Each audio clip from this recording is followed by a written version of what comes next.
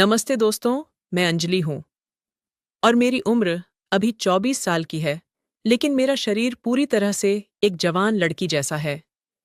मेरी शादी अभी 1 साल पहले हुई है और मेरी हाइट 4 फीट से ज्यादा है और मेरा संतारा का साइज भी गजब की है। लेकिन अब मुझे ऐसा लगता है कि ये खूबसूरती अब मेरे किसी काम की नहीं रह गई है। दोस्तों, मेरे पति विकास एक प्राइवेट बैंक के वरिष्ठ अधिकारी हैं। उम्र में मुझसे 12 साल बड़े हैं और उनकी नौकरी के कारण हम अपने छोटे से गांव से शहर में आ गए। मेरे सास ससुर अब भी गांव में ही रहते हैं। सच कहूं तो मैंने अपने पति से प्यार में नहीं, बल्कि उनकी सुरक्षित नौकरी और अच्छी कमाई देखकर शादी की थी। मैं शहर में रहना चाहती थी, अच्छे कपड़े पहनना चाहती थी, बड़े बड़े मॉल्स में शॉपिंग करना चाहती थी। मुझे लगता था कि पैसों से जीवन के सारे सपने पूरे हो सकते हैं। मैं गोरी चिट्टी हूं, सभी मुझे सुंदर कहते हैं। मेरे लंबे काले बाल और बड़ी बड़ी आंखें सबका ध्यान खींचती हैं। लेकिन मेरा पति विकास, वो दिखने में बिल्कुल साधारण है। रंग सांवला, कद छोटा और थोड़े मोटे भी हैं। जब हम साथ चलते हैं तो लोग हैरानी से देखते हैं कि हम दोनों एक साथ कैसे हैं। हमारा फ्लैट शहर के अच्छे इलाके में है। कोई सास ससुर का झंझट नहीं, कोई रिश्तेदारों की दखलंदाजी नहीं। बस मैं और मेरे पति। सब कुछ वैसा ही था जैसा मैंने सोचा था। बस एक चीज को छोड़कर, मेरे पति। मुझे उनकी शक्ल पसंद नहीं थी, उनका स्पर्श अच्छा नहीं लगता था।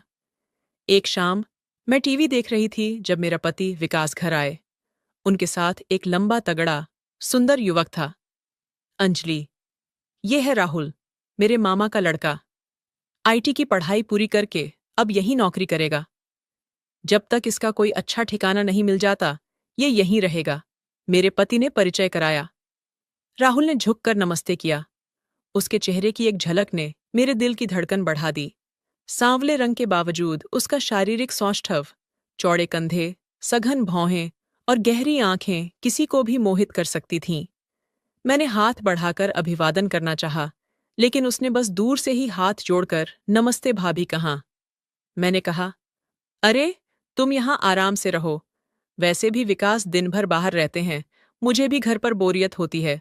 राहुल के आने से मेरा भी वक्त अच्छा बीतेगा। फिर मेरे पति ने राहुल को घर के पीछे वाले कमरे में ठहराया और मुझसे कहा, अंजलि, राहुल बहुत शर्मीला है। जो भी जरूरत हो, तुम्हें ही पूछना होगा। मैं तो दिन भर ऑफिस में रहता हूं। मैंने मन ही मन सोचा, फिक्र मत करो, मैं इसका अच्छे से ख्याल रखूंगी। अगली सुबह मैं जल्दी उठकर नहाई धोई और अपने सबसे अच्छे सूट में तैयार हुई। बालों को खुला छोड़ा, हल्का मेकअप किया और थोड़ा परफ्यूम भी लगाया। जब मैं लिविंग रूम में पहुंची तो राहुल योगा कर रहा था। उसका फिट शरीर, पसीने से चमकता चेहरा और मजबूत बाहें देखकर मेरा मन विचलित हो गया। जैसे ही उसकी नज़र मुझ पर पड़ी, वह तुरंत उठा और टी शर्ट पहनकर गुड मॉर्निंग भाभी कहकर अपने कमरे की तरफ बढ़ गया। मैंने सोचा, अरे, ये तो मुझे देखता ही नहीं। फिर मैंने खुद को संभाला और अपने आकर्षण पर भरोसा रखते हुए खास नाश्ता बनाया, पनीर पराठे और दही। जब विकास और राहुल नाश्ता करने बैठे तो मैं भी उनके साथ बैठ गई। मैंने जानबूझकर अपनी कुर्सी राहुल के पास रखी, लेकिन उसने सिर झुकाए अपना नाश्ता किया और मेरी ओर देखने से भी बचता रहा। राहुल, नाश्ता कैसा लगा? मैंने मुस्कुराते हुए पूछा। बहुत अच्छा, भाभी। आपका बहुत बहुत धन्यवाद, वह शर्माते हुए बोला और जल्दी से अपने कमरे में चला गया। थोड़ी देर बाद विकास और राहुल दोनों बाहर जाने के लिए तैयार हुए। राहुल, पहले दिन से ही कॉलेज जा रहे हो? मैंने पूछा। हाँ भाभी, कॉलेज तो जाना ही होगा, साथ ही अपने रहने का इंतजाम भी देखना है, उसने बिना मेरी तरफ देखे जवाब दिया। दोनों के जाने के बाद मैं दिन भर राहुल के ख्यालों में खोई रही। मुझे समझ नहीं आ रहा था कि वह मुझसे इतना दूर क्यों रहता है। क्या मैं उसे आकर्षित नहीं करती?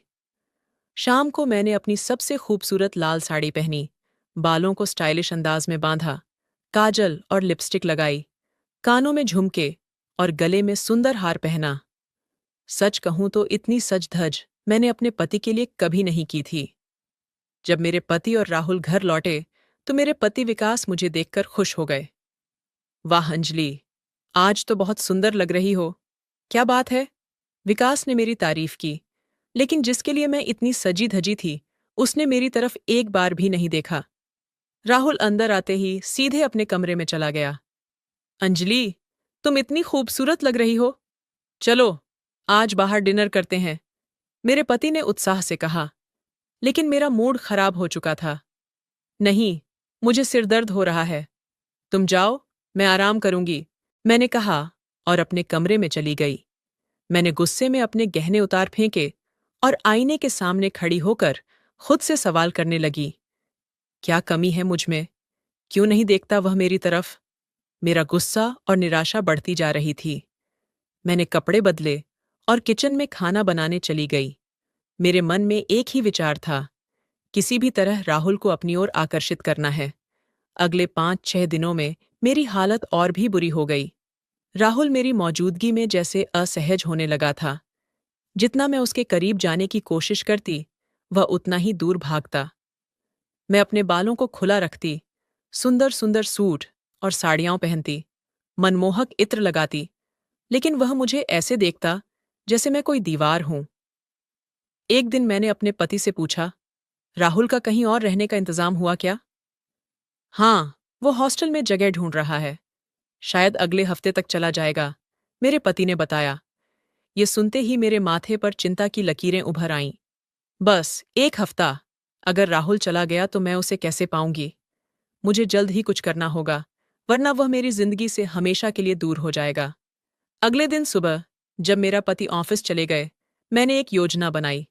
मैं छत पर गई और वापस आते वक्त सीढ़ियों से जानबूझकर फिसल गई। मेरी चीख सुनकर राहुल दौड़ता हुआ आया। भाभी, क्या हुआ? आप ठीक तो हैं? उसके चेहरे पर वास्तविक चिंता थी। राहुल, मेरा पैर, बहुत दर्द हो रहा है, मैंने दर्द से कराहते हुए कहा। राहुल ने बिना किसी हिचक के मुझे अपनी बाहों में उठा लिया और नीचे ले गया। उसकी छाती से लगकर मेरा दिल जोरों से धड़क रहा था। उस वक्त मैं चाहती थी कि यह पल कभी खत्म ना हो। मेरा पति को फोन करके राहुल मुझे तुरंत अस्पताल ले गया। डॉक्टर ने जांच की और बताया कि मेरे टखने में मोच आई है और कम से कम 15 दिन तक मुझे आराम करना होगा।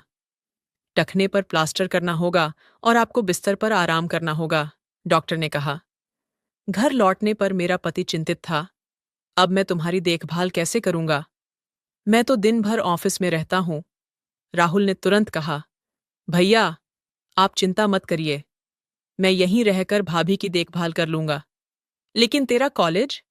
मेरे पति ने पूछा। कोई बात नहीं, सेमेस्टर अभी शुरू ही हुआ है, कुछ दिन छोड़ दूंगा।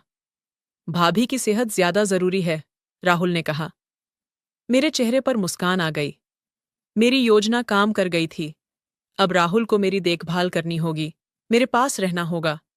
इसका मतलब मेरे पास उसे अपना बनाने के लिए पूरे 15 दिन थे। अगली सुबह, जब मेरा पति ऑफिस चले गए, तो मैंने राहुल को आवाज दी।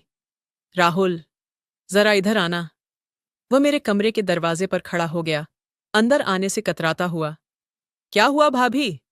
कुछ चाहिए था, मैं बोली। राहुल, मुझे बहुत बोर हो रहा है, क्या तुम मुझे हॉल में ले जाओगे? मैं यहां अकेली पड़ी पड़ी पागल हो जाऊंगी, मैंने अपनी आंखों में विनती भरकर कहा। भाभी, डॉक्टर ने आपको आराम करने को कहा है, बिस्तर से उठना ठीक नहीं होगा। आप बताइए, आपको क्या चाहिए, मैं ला दूंगा, उसने दरवाजे से ही कहा। मैंने निराश होकर कहा, कुछ नहीं, बस थोड़ा पानी दे दो।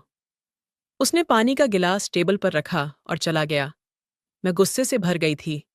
जिसके लिए मैंने अपना टखना तुड़वाया था, वह तो मेरे कमरे में आने से भी डर रहा था। अगले दिन मैंने अपनी साड़ी का पल्लू जानबूझकर फर्श पर गिरा दिया और जोर से राहुल को पुकारा। राहुल, जल्दी आओ! वह दौड़कर आया। क्या हुआ भाभी? मैं अपने बिस्तर से उतरने की कोशिश कर रही थी, लेकिन पैर में दर्द है। मदद करोगे? मैंने अपना हाथ उसकी ओर बढ़ाया। राहुल ने मेरी तरफ देखा, फिर मेरे हाथ को थामा और मुझे सहारा देने के लिए अपना कंधा आगे किया। मैंने अपना हाथ उसके कंधे पर रखा और जानबूझकर उसके करीब खींच गई। मेरा शरीर उसके शरीर से सट गया। मेरे बाल उसके चेहरे को छू रहे थे। मुझे उसकी सांसें तेज होती महसूस हुईं। मेरा दिल धड़क रहा था। कम से कम उसके शरीर पर तो मेरा असर हो रहा था। लेकिन वह जल्दी से मुझे सहारा देकर बिस्तर पर बिठा दिया और पीछे हट गया। भाभी, आपको किसी चीज की जरूरत हो तो बस आवाज दीजिए, मैं आ जाऊंगा। लेकिन कृपया अकेले उठने की कोशिश मत कीजिए, उसने कहा और जल्दी से कमरे से बाहर चला गया।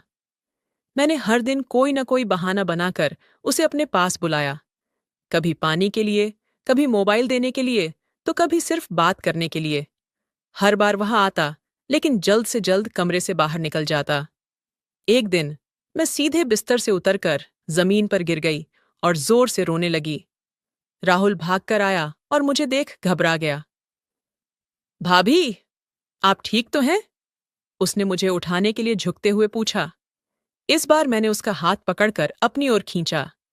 वह संतुलन खोकर मेरे ऊपर गिरते गिरते बचा। भाभी, ये आप क्या कर रही हैं? उसकी आंखों में डर था। राहुल, मेरे करीब आओ, मैं तुमसे कुछ कहना चाहती हूं, मैंने उसका हाथ अपने होंठों तक ले जाते हुए कहा। वह एक झटके से पीछे हटा और मुझे बिना छुए उठने में मदद की। भाभी, शायद आप दवाओं के असर से थोड़ा कमजोर महसूस कर रही हैं। मैं आपको पानी लाता हूं, वह कहते हुए कमरे से बाहर भाग गया। मुझे बहुत शर्मिंदगी महसूस हुई। क्या वह मुझे पसंद नहीं करता? क्या मैं उसके लिए इतनी आकर्षक नहीं हूं? 15 दिन बीत गए और मेरा प्लास्टर हट गया। डॉक्टर ने कहा कि मैं अब पूरी तरह ठीक हूं। मेरा पति विकास को बहुत खुशी हुई, लेकिन मैं अंदर से टूट गई थी। मेरा प्लान नाकाम रहा था। फिर एक दिन विकास ने बताया, राहुल के लिए एक अच्छा हॉस्टल मिल गया है, वह कल से वहीं शिफ्ट हो जाएगा। मैं अंदर से कांप गई। बस एक दिन, अब तो मुझे कुछ बड़ा ही करना होगा। उस रात मेरे पति के ऑफिस से फोन आया कि उसे देर हो जाएगी। घर में सिर्फ मैं और राहुल थे। ये मेरा आखिरी मौका था। मैंने अपना सबसे आकर्षक नाइट सूट पहना, जो मेरे शरीर की हर लकीर को उभारता था। बालों को खुला छोड़ा और इत्र लगाया। फिर राहुल के कमरे का दरवाजा खटखटाया। हाँ भाभी, आइए, राहुल ने अंदर से कहा। मैं अंदर गई तो देखा वह अपना सामान बैग में रख रहा था। राहुल, मैं तुम्हारे लिए खाना लाई हूं, मैंने प्लेट उसकी ओर बढ़ाते हुए कहा। उसने सिर उठाकर मुझे देखा और तुरंत नजरें झुका लीं। भाभी, प्लेट वहीं टेबल पर रख दीजिए, मैं थोड़ी देर में खा लूंगा, उसने बिना मेरी तरफ देखे कहा। अरे, अब क्या पैक कर रहे हो? इतनी जल्दी क्या है? कुछ दिन और रुक जाओ, मैंने उसके करीब जाते हुए कहा।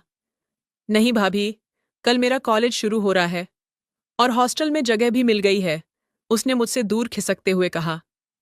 मैंने जानबूझकर खाने की प्लेट गिरा दी। अरे, माफ करना, मैंने झुकते हुए कहा और पास जाकर उसका हाथ पकड़ लिया।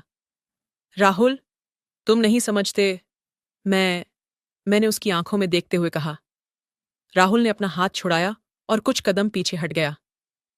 भाभी, प्लीज, ऐसा मत कीजिए, भैया के प्रति मेरी बहुत इज्जत है, मैं कल सुबह ही यहां से चला जाऊंगा, उसने दृढ़ता से कहा।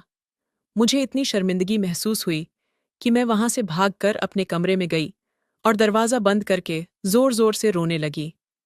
इतने प्रयासों के बावजूद मैं उसे नहीं पा सकी थी। वह मेरी जिंदगी से जा रहा था, लेकिन मैं हार मानने वाली नहीं थी। मेरे दिमाग में एक नई योजना आ रही थी। उस रात मैं करवटें बदलती रही। राहुल के कठोर शब्द मेरे कानों में गूंज रहे थे। सुबह जब आंख खुली तो मेरा पति पहले ही उठ चुके थे और सूटकेस पैक कर रहे थे।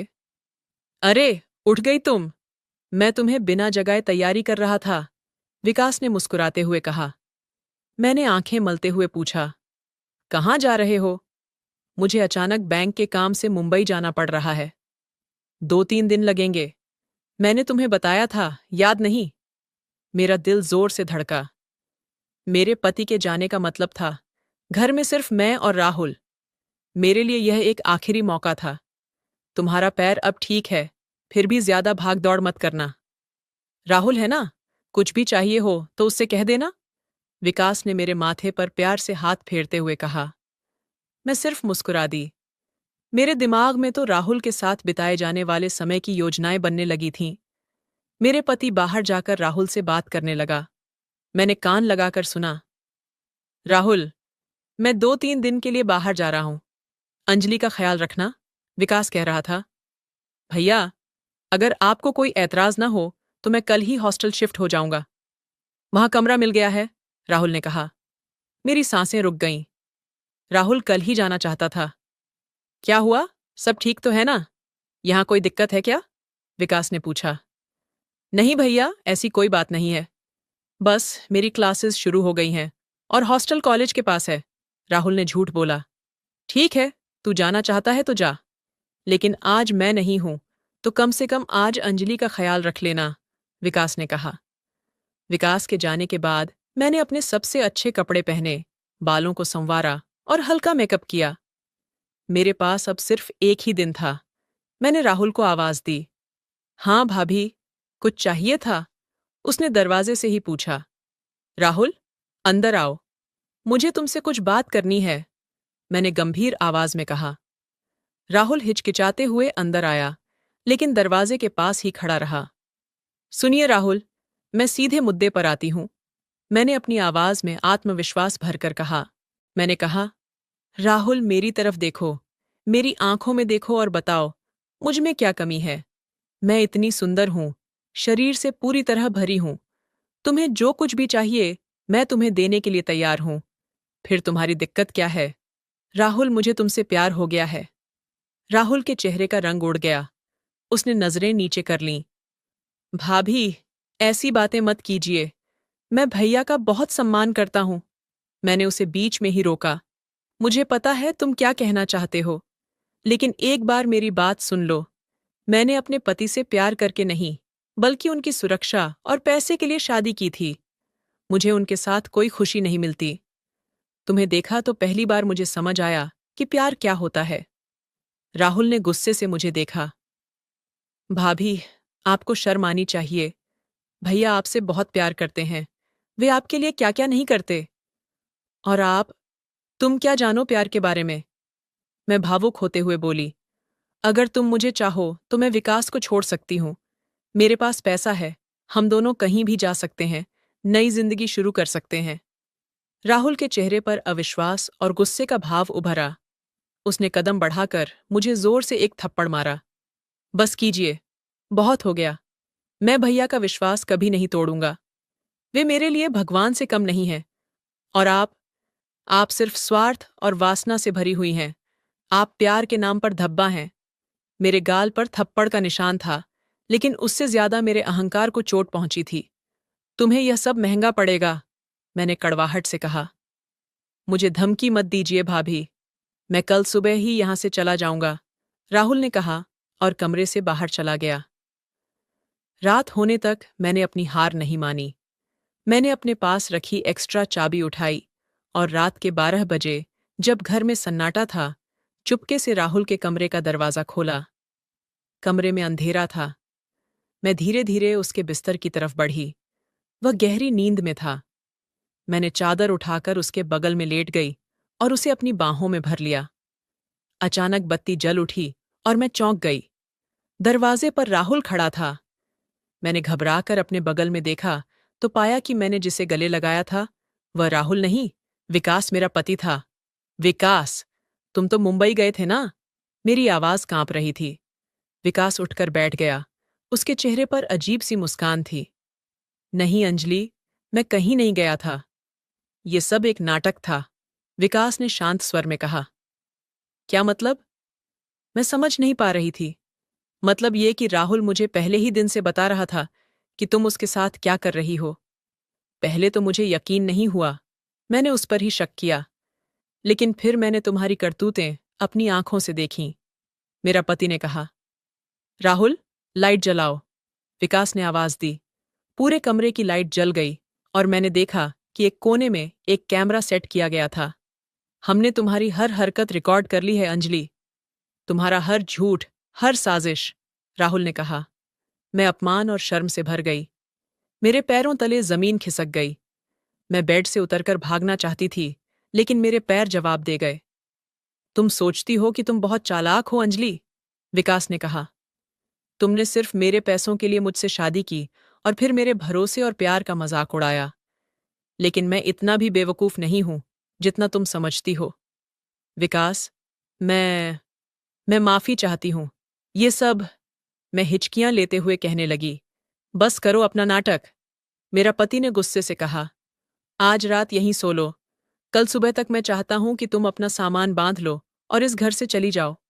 मैं तुम्हारे लिए तलाक के कागजात भेज दूंगा। विकास और राहुल दोनों कमरे से बाहर निकल गए और मुझे अकेला छोड़ दिया। मैं फर्श पर बैठकर रोने लगी। मैंने अपने आप से क्या किया था? मैंने एक अच्छे इंसान की जिंदगी बर्बाद कर दी थी, जो मुझसे सच्चा प्यार करता था, सिर्फ अपनी वासना और अहंकार के चलते। अब मेरे पास कुछ भी नहीं बचा था, न पैसा, न प्यार, न सम्मान, बस पछतावा और अपमान। सुबह होते ही मैंने अपना सामान पैक किया और विकास के घर से हमेशा के लिए निकल गई। मैं नहीं जानती थी कि मैं कहाँ जाऊंगी, लेकिन मैं जानती थी कि मेरी जिंदगी अब कभी पहले जैसी नहीं होगी। प्यार सिर्फ सुंदरता और पैसों पर नहीं टिकता, ये मुझे बहुत देर से समझ आया था। दोस्तों, कभी कभी हम लालच में आकर जो पास है, उसकी कीमत नहीं समझते। अंजलि ने अपने स्वार्थ और वासना के चलते एक अच्छे रिश्ते को खो दिया। प्यार का असली मतलब सिर्फ पैसा या शारीरिक आकर्षण नहीं होता, बल्कि सम्मान, विश्वास और समझदारी होती है। दोस्तों, आपको यह कहानी कैसी लगी? कृपया अपने विचार साझा करें। अगर आपको यह कहानी पसंद आई, तो इसे लाइक और शेयर करें। ऐसी ही और कहानियों के लिए हमारे चैनल को सब्सक्राइब करें और बेल आइकन दबाना न भूलें। धन्यवाद।